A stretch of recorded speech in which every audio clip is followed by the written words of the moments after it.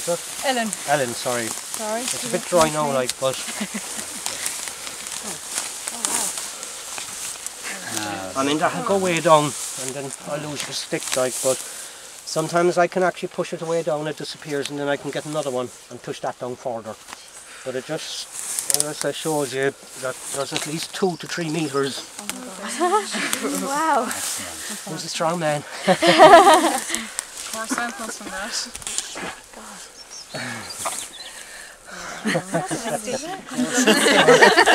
Someone be carrying me back. I give it a rub with some grass there in a minute. So that shows you the blanket bog, and what you've got to get is a soil borer.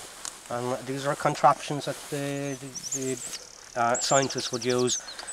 And there's a little switch in it, and the little thing opens halfway down and scoops a bit of the soil out, and you bring it up, and you can keep going down and down. And I suppose when I was here with the crowd from the University of Leicester, Dr. Brown, who was studying the geomorphology, the connection between, biogeomorphology, the connection between biology and the geology.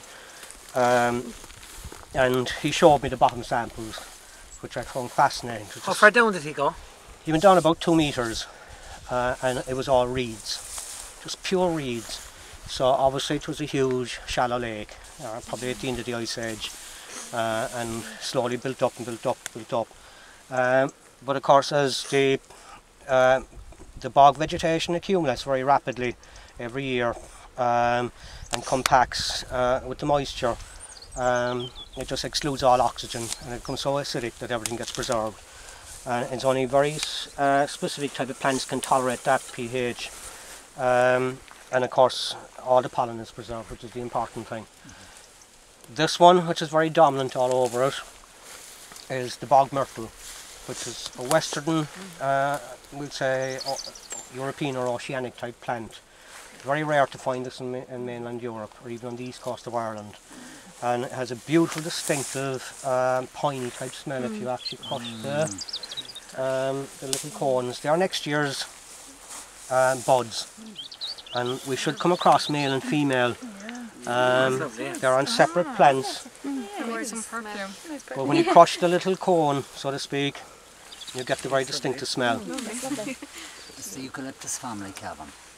Yeah, yes. very close, yeah. Yes. But bog myrtle... this one took off the ice age, this one adapted to the temperate, and the other went south.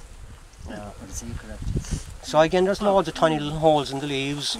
So there's a whole lot of midges and mites and all sorts of things. Sometimes they might even be on the stem, and of course that's part of a complex food chain. And some days you can actually, especially coming towards the end of September and start of October when the swallows are leaving, you see vast numbers of them stopping off here, and they're flying over the whole place, catching insects probably as the last feed before they head south. This has its own medicinal properties as well. It's not liked probably by farmers as such, because there's a chemical in it. If they eat too much of it, it would cause a cow to abort. But in medieval times, the art of it is lost.